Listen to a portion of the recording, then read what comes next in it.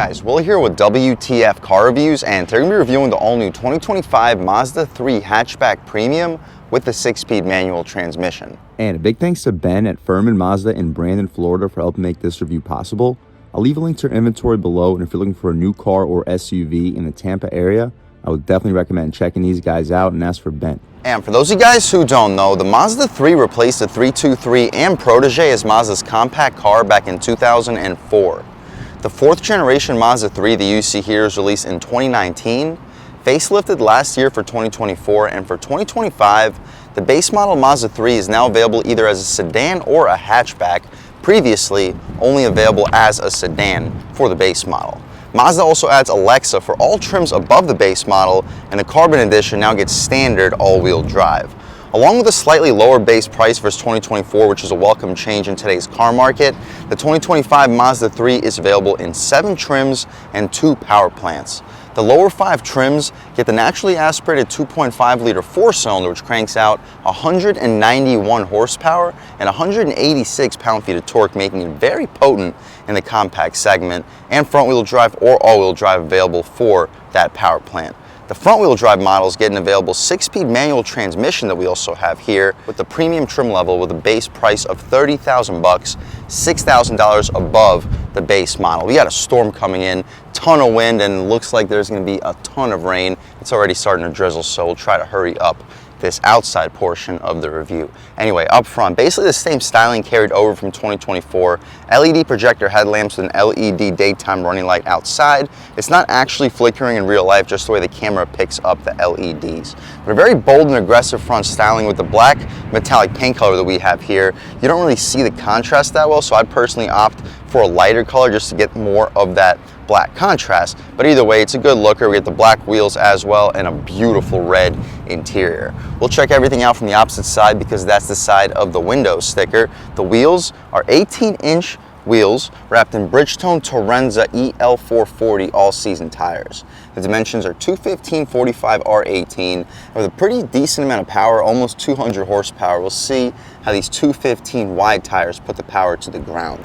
We get all body color trim for the wheel well area, body color mirrors, LED turn signal on them, blind spot monitoring on the glass. We get smart access for the driver and the front passenger, the window sticker for the 2025 Mazda 3 2.5S Premium, and it's going to say 6-speed manual on the other side. With a jet black mica exterior, red interior, you can pause, take a look at all the standard features, options. With the premium package, it comes loaded with just about everything outside of the ventilated seats. So $30,000, $1185 for the destination, $32,105 for the total MSRP.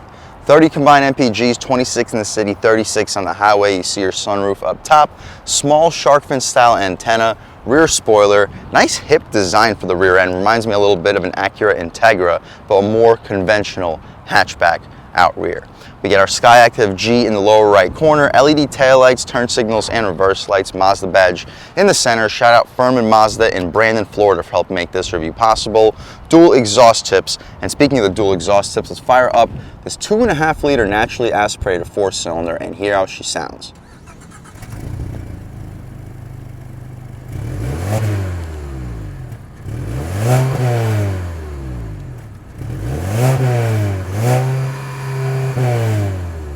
Alright guys, that was the sound of the 2.5-liter naturally aspirated 4-cylinder sold by Mazda for the 2025 Mazda 3.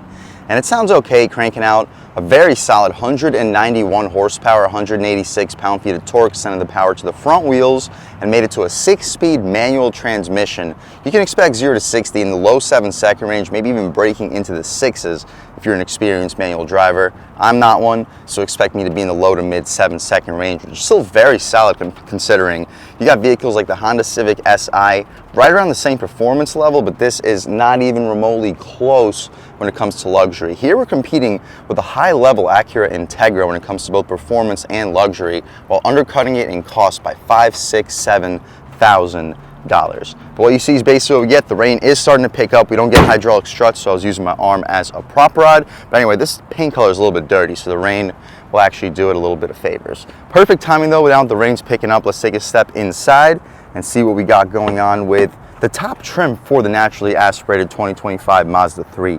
We get soft touch up top, red stitching beneath it, Bose premium audio system, lock and unlock, aluminum door handle, gushy soft leather armrest, 4-window auto one touch, not power folding mirrors, but 4-way adjustable.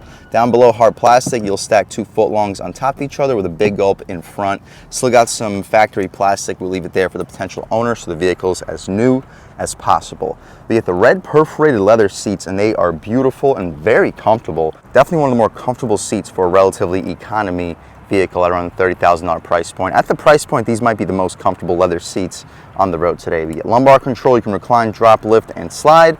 We can take a step inside, escape the rain, foot on the brake, foot on the clutch, engine start, stop, and everything fires right to life. But first thing we notice, with the two-tone color contrast, this interior looks really premium. Steering wheel's thick, contrast stitching, fat 10 and 2, perfect 9 and 3. Rubberized horn area, the horn itself, loud and aggressive. People should be definitely getting out of your way.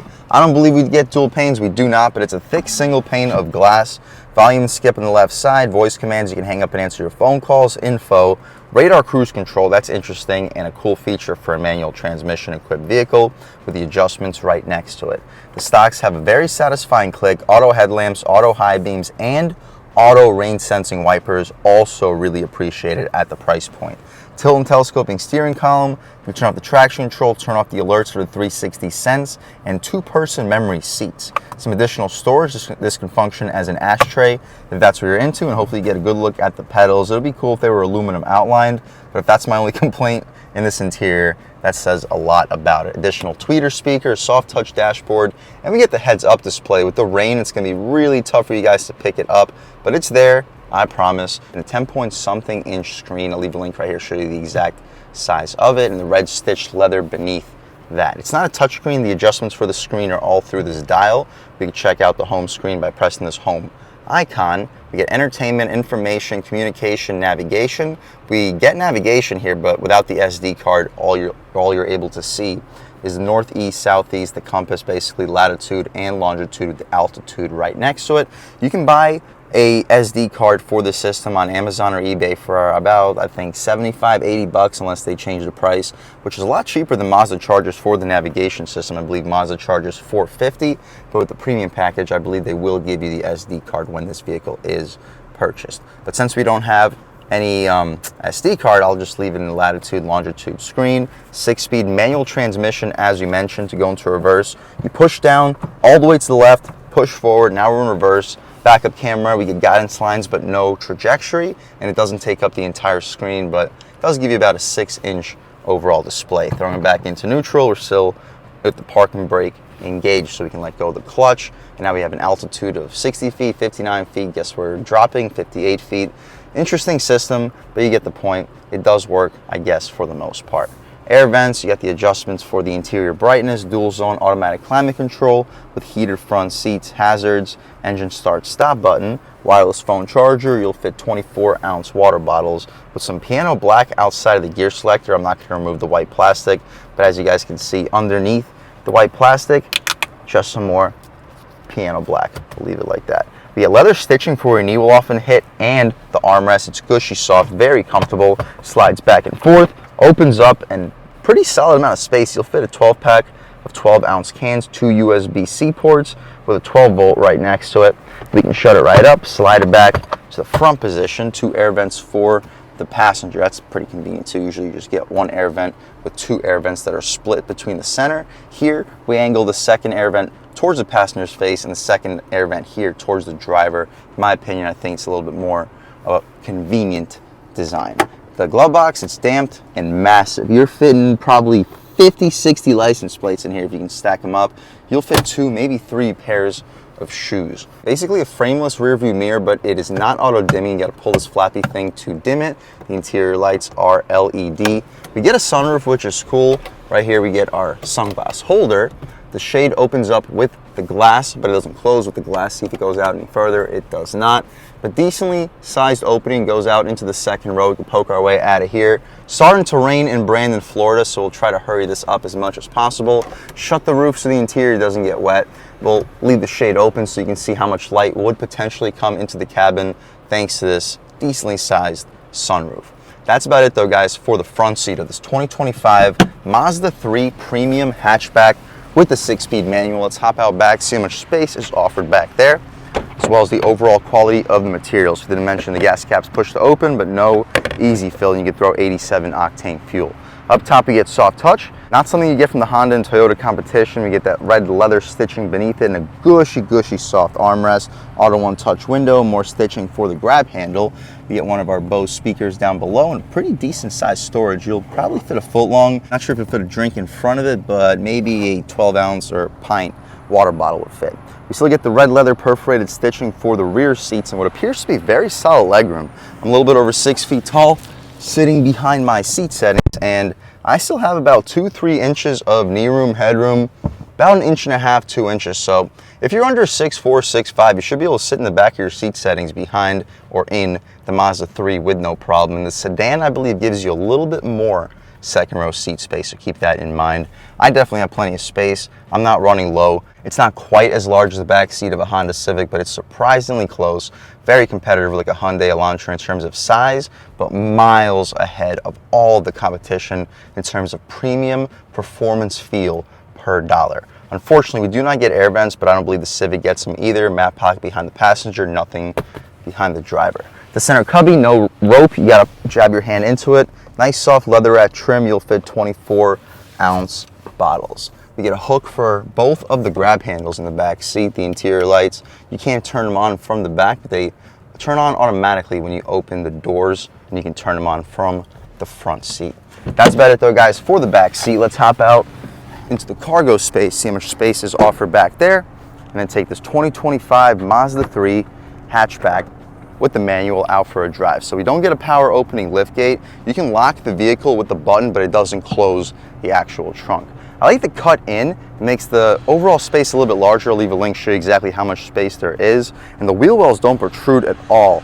So you fold the second row seats down, 60-40 split. I would expect you to fit at least a 70-inch TV back here for a compact hatchback. That says a lot. You're not fitting pets back here with the sloped rear end, but it's still a much more practical overall vehicle compared to the sedan. It may not look quite as conventional, but I guarantee you once you take it out for a drive, you'll be really surprised at how good this thing feels for the money. We get the cargo net, which of course is removable, secret storage. Let's see what we got underneath over here. Just a spare tire with the jack and the rest of your fix-a-flat kit.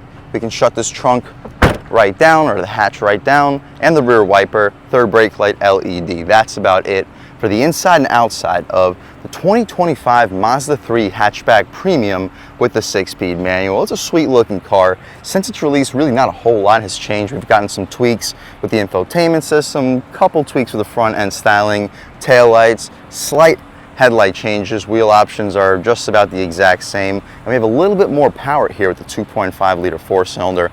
Thank God it's still available with a 6-speed manual transmission. It would be cool if you can get the 6-speed with the turbo, with the all-wheel drive system, but here we do have the 6-speed, and speaking of it, let's take it out for a drive and see what it's got. All right guys, now we're just about seeing everything we need to see with the inside and outside of the all-new 2025, well, not all-new 2025, but the 2025 Mazda 3 hatchback premium with the 6-speed manual. Let's take it out for a drive and see what it's got. My first impressions, the throttle's responsive. The clutch is pretty consistent when it comes to feel. Rides over the bumps really well. Brakes feel okay. I do wish the brakes felt a little bit more responsive, but we'll see how it is over these speed bumps. Yeah, you do feel the bumps a little bit, but really not as much as you would expect for a pretty sporty, compact vehicle. We'll take a step over here, see if we can open her up on this smaller private road before we hit the public roads. We'll try one out. First gear on the gas. It's quick, but I mean, it won't blow you away. The turbo is going to be almost 2 full seconds quicker compared to this non-turbo model. Second gear, in low RPMs, this is full throttle. Really not a whole lot. You need to be past about 4,000 RPM before you really start to feel anything. But in first gear, that's where this thing really shines right here. Woo! But yeah, second gear, unless you're in the high RPMs, you're really not going to feel a whole lot. This motor does have a pretty decent sound. With the cold air intake, I can see this being a very pleasant overall experience behind the wheel. Consistent clutch feel, very notchy shifter, and the throttle response is good in the low RPMs. It's just the mid-range is typical 4-cylinder for the mid-range. We'll take a step back out over here. Everything feels solid. We can open her up a little bit more over here once this van passes. Probably a good opportunity to actually try one out off the line. We will wait for him to pass. Not going to launch it, of course, but off the line.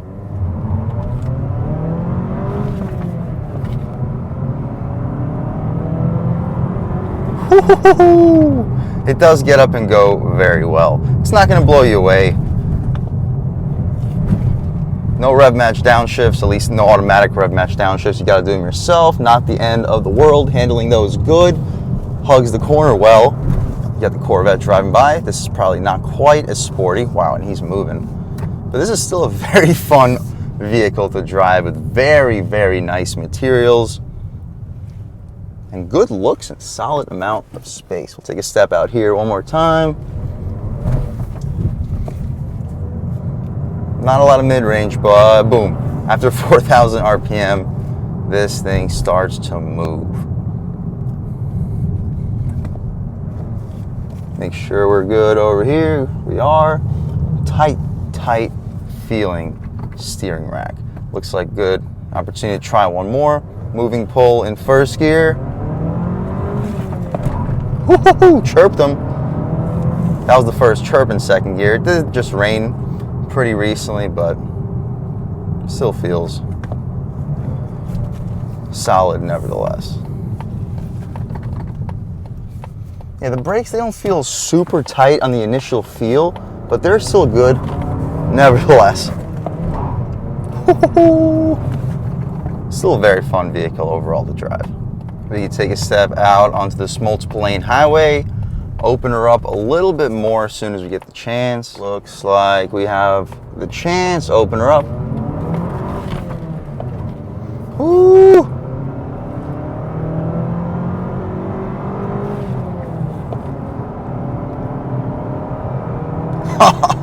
It is moving. Definitely don't need to push it any further, but 6th gear.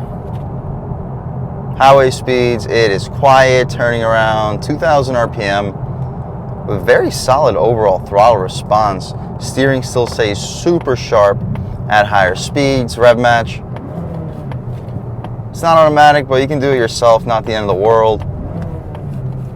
Yeah, I'm not the best heel tower, but gets the job done, I'm sure, with a couple weeks, couple days of experience.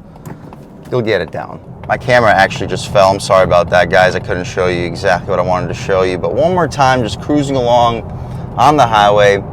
It is quiet in here. The steering feels good. The throttle is responsive. The shifter is notchy. It doesn't have automatic rev match, but it's still super fun to drive. Overall, if you're looking for a performance-based compact sedan, but you don't want to pay over 30,000 bucks, but you want something that feels luxurious. And I'm not exaggerating when it comes to the luxurious feel here. You got premium materials in every single spot that you will touch. Red leather stitching, beautiful and comfortable red leather seats. One of the most comfortable leather seats that I've felt in the compact economy segment.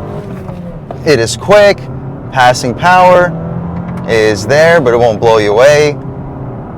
Just, oh, wow, dude. But overall, guys, if you're looking for a compact, premium sports sedan at around the $30,000 price point, you will not find one better than this. Yes, the Honda Civic Si will match it in performance. It's not matching it when it comes to the premium feel. I really can't name a single vehicle that can match this vehicle in performance and premium feel outside of the Acura Integra, and we're talking $5,000 to $10,000 higher in overall price. If you're looking for the $30,000 price point, premium performance sedan, I would 1000% recommend checking out the 2025 Mazda 3. The hatchback makes it a little bit more premium, and the 6-speed manual makes it so much fun to drive. That's how I'd spec it out, and this premium package is a really good value for what you get. And a big thanks to Ben and the rest of the management and staff here at Furman Mazda in Tampa, Florida for helping make this review possible.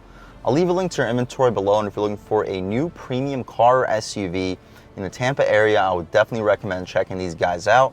And as for Ben, and a huge thanks to all you guys for watching. I had a great time making this video. If you're new to the channel, please subscribe.